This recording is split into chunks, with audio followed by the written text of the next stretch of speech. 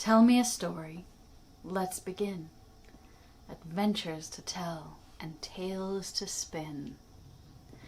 This time, I want to tell you about something that's coming up, which is something I've been working on for quite a while, which I'm going to call my Cinderella series, because I found out that Cinderella's been around for a really, really long time. In fact, the earliest recorded, written down versions that we can actually put a date to were from China about 850 to 860 AD. And since then, versions have cropped up in Africa and in France and Scandinavia, and then Disney took the French version from Charles Perrault and turned that into more or less adopted that for Disney, and then countless stories since then, including a particularly, in my opinion, brilliant work by Tanith Lee called When the Clock Strikes, which I won't do a retelling of because you should go read it for yourself. It's brilliant. But it got me curious. It got me thinking, why? Why has this story persisted for so long and across so many cultures? Because if it was just the hero story, the reason why the hero with 1,000 faces is a thing, right? Then any story could have taken its place and been just as retold as frequently. But it's not. Yes, it is retold. The hero story is retold and retold and retold. But there are some specific features or elements to the Cinderella story that really are told again and again and again. And there are so many variations on it. But there are very specific elements that remain. And so I'm going to kind of break those down, talk about what those elements are, and then I'm going to talk about what those symbolize to me, because it got me really, really excited about the story. So I think I'll kind of combine the elements and the telling what it symbolizes to me. So if we start with the beginning, right, that there's the core family. Well, we've got childhood. She's loved, protected, mom, dad.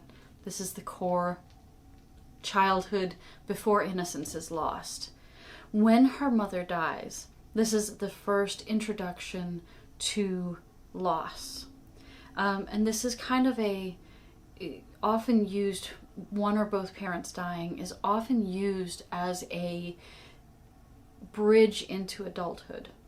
This is the moment of transition into adulthood, where the character, regardless of age, must grow up.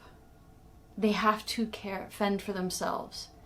When the stepmother in turn comes in, and the stepsister or sisters, because there's that is not consistent. That they're female is consistent, but whether there's one or more, that varies depending on time, culture, etc.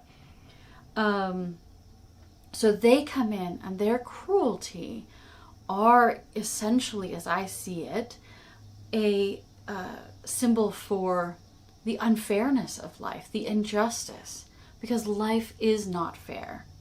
You cannot guarantee that life will be fair, or that people will be nice, or have your best interests at heart. And very clearly, the stepmother and the stepsisters do not. Now comes an interesting part that for a long time really bothered me about the story, actually, which is, why is Cinderella subservient to these awful people? Why does she accept this behavior? Even if in some versions the dad dies, and some he, almost as soon as the stepmother came into the picture is actually often the case. The dad also passes away, and some he's simply traveling and doesn't know. It really varies from story to story what happens to the dad. Why does he accept this behavior towards his daughter? But it's generally accepted as because he is not there, whether he is dead or away. So why does she accept this cruel treatment? Why is she subservient to these people? This makes no sense. And it took a lot of thinking, and I finally got to the conclusion that she recognizes that she cannot change it. She accepts that sometimes life sucks. She accepts it. And then she, whether they say it or not, she does this really amazing thing, which is she sets a different goal, a different measure of success for herself. Her measure of success is not going out and being fancy. It's not having a lot of things. Her measure of success for herself is, how well can I accomplish these tasks? And it's not, can I please my stepmother? Because she does try that and fails every time. But there comes a point where in almost all the stories there's a mention of that she learns to be okay under this yoke of unfair treatment. And my conclusion is that she must have recognized that what she has to do is instead set the measure of how much better than myself from yesterday can I be today? How well can I do this task that's set ahead of me to my level of acceptance? And then because humans cannot live without some form of affection, some form of love, regardless of whether that's from animals or that is from people, Cinderella, or the main character, because her name is not always Cinderella, is kind. Because that is how, and she's recognized, that is how you create connection. And the fact that she has the grace to even be kind to people who are unkind to her is really a way for the author, the teller of the story, to speak to her great character. Because she is not putting, she's not accepting how other people treat her as the reason for how she should treat them. She knows that it is her character that determines how she treats people. How she treats others is a reflection of her. How they treat her is a reflection of them.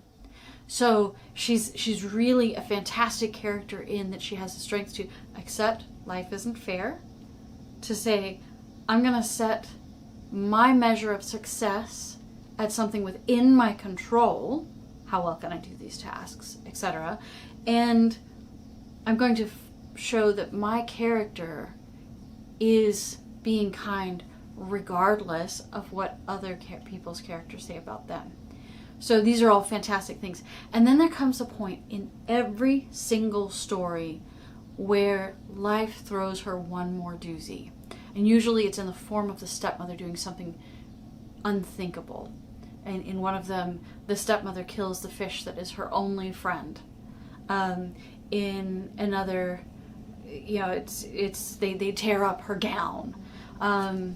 In another one, it's that she promises, oh, you can go if you do these things. And then when she does those things, she goes, oh no, never mind. Ugh, can't be seen with you. So it doesn't really, it varies which one, or which of these things it is. But there comes this, I see it as the breaking point.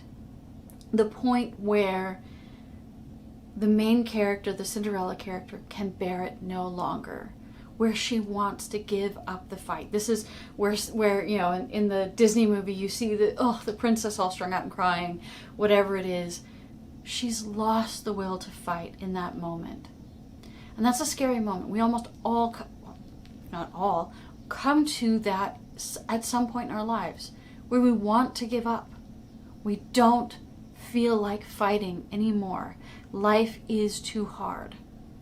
And then in comes fairy godmother, a frog, magic fish bones, whatever. It varies from story to story, but a divine being with the ability to, we'll call it grant wishes, but I'm going to come back to that later, with an ability to change things.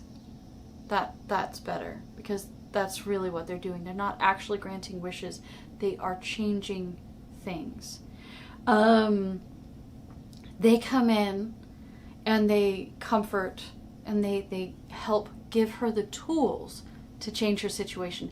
They do not change her situation. This is why I say they don't grant wishes. They give her the tools to change her situation. And I think that's a very, very important distinction. They do not give her, with a snap of a finger or a wave of a wand, they do not give her the prince to marry. They do not give her a better lifestyle. They give her the tools to do it herself, in whichever form that takes in that culture. How amazing is that? So, but the way I really see this divine creature, whatever, fairy godmother, etc., is as a friend. Because when we hit that breaking point, when life brings us to that low, low point where we do not feel that we can fight anymore, where either we die or we rise stronger or we rise bitter. All of those are before her at that point, right? She can choose, she can lay down and die.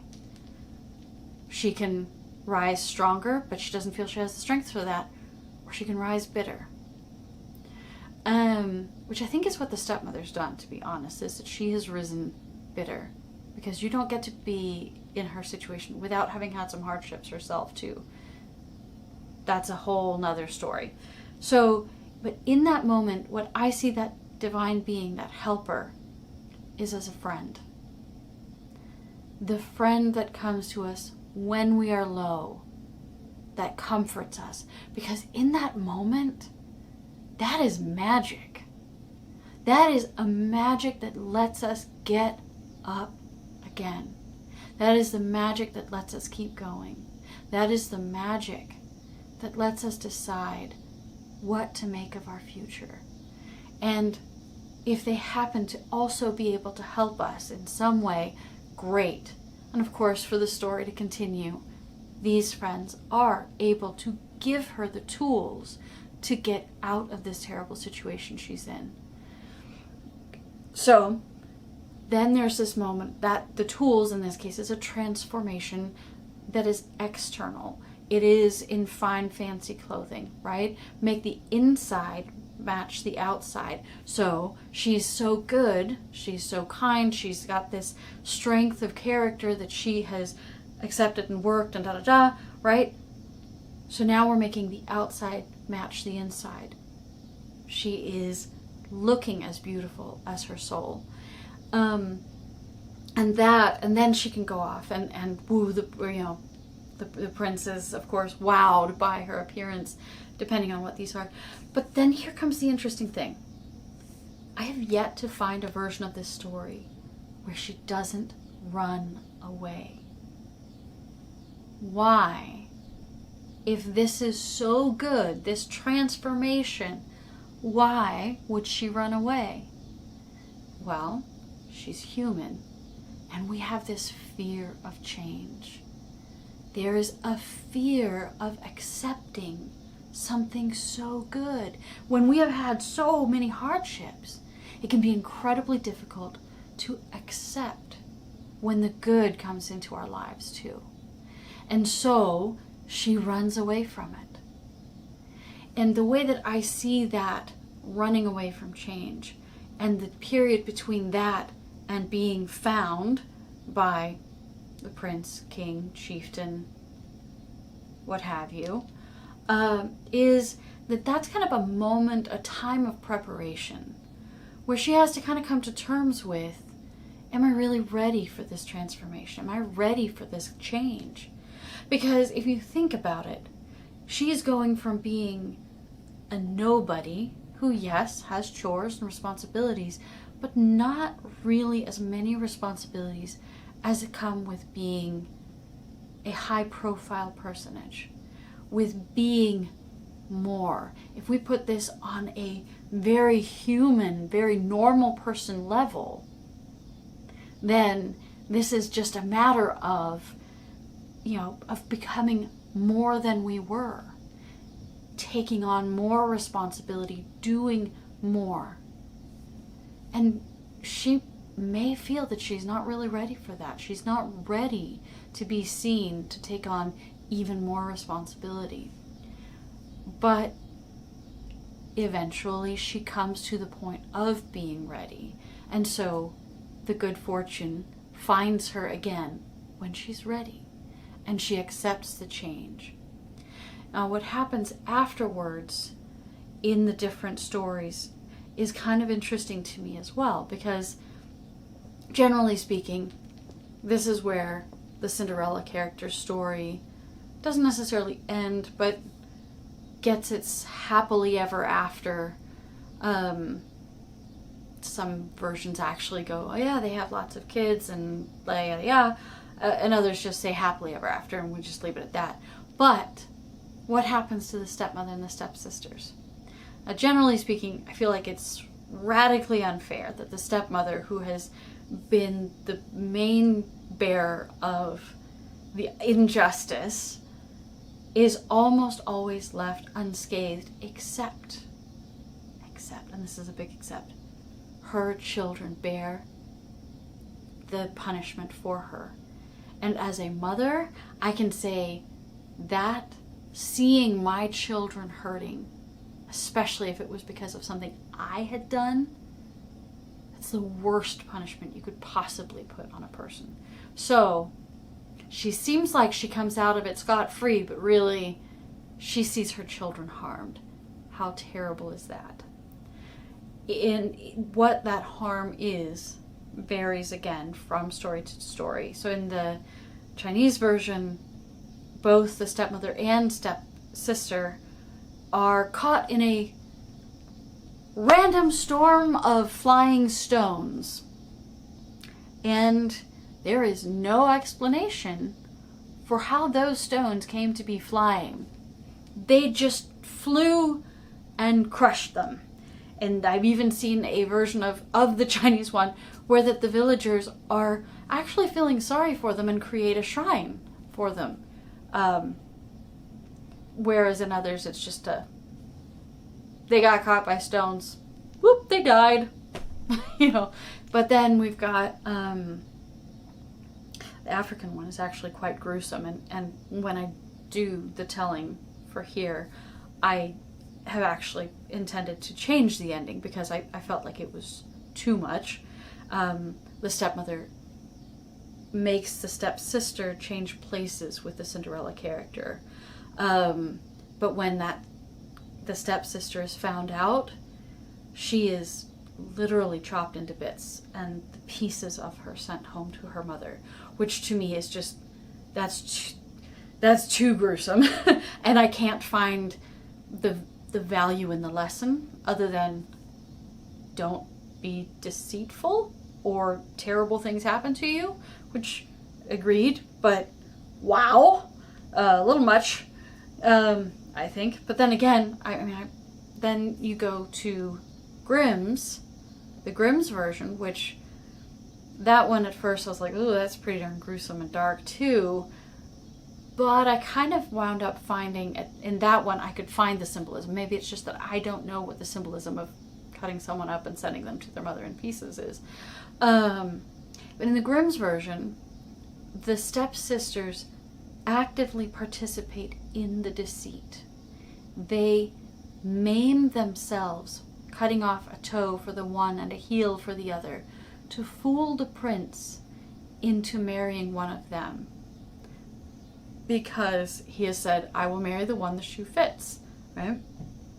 And if he is honorable, then he has to stay true to his word and follow through on his word, even if he knows that this is not the right person. And so they are active members or active participants in that deceit when they cut off parts of themselves to pretend to be what they're not. And hello, what symbolism is there? You hobble yourself when you try to remove who you are to be someone else.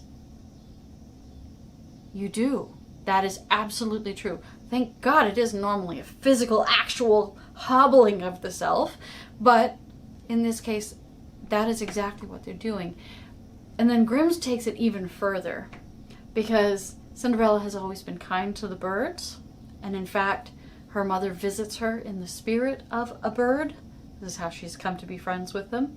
And so on her wedding day, birds fly down and sit, one on each shoulder, and as she's going down the aisle, they peck out the stepsister's eyes. And I thought, why? Why would they do that, right? Like, what is the symbol here? What are we saying? And I got to thinking about that, they were blind to Cinderella's plight before. They were blind to her as a person. And so they were made truly blind in the hopes that their hearts might find it to see. And that has a lot of power in it too. When we are blind to the plight of others, we are truly blind ourselves. We blind ourselves to what could be. We blind ourselves to how much we can do, how powerful we are. The stepsisters could have stepped in. They could have said, "Mother, you are being unfair. Treat her kindly." They actually would have had that power, but they did not do it. They simply went along. And so they are complicit in their mother's actions. So, yeah, different versions, different endings. And then there's Disney's and Perrault's very mild version is they simply got to live with their jealousy, seeing her live the dream that they cannot get.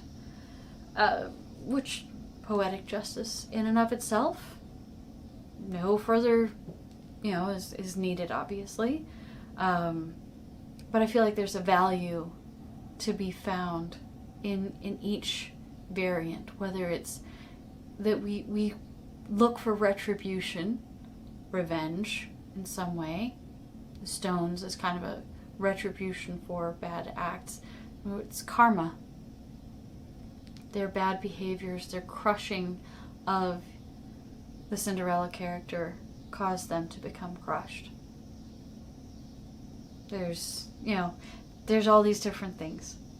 And I think that is really amazing. But overall, when you look at Cinderella from this view, all of a sudden it's a story that you can apply to life, and it's a story of the transformation that is possible when we accept things are not always fair, but we can make it better when we set goals that are within our own control.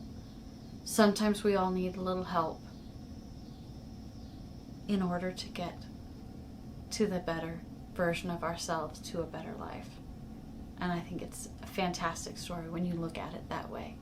So I hope you've enjoyed. Hope you feel a little smarter, little I don't know, enlightened. We'll go with that. And snip, snap, snout. Now the story's out. Tip, tap, tin. Soon a new one will begin. Like I said, Cinderella series is coming up next.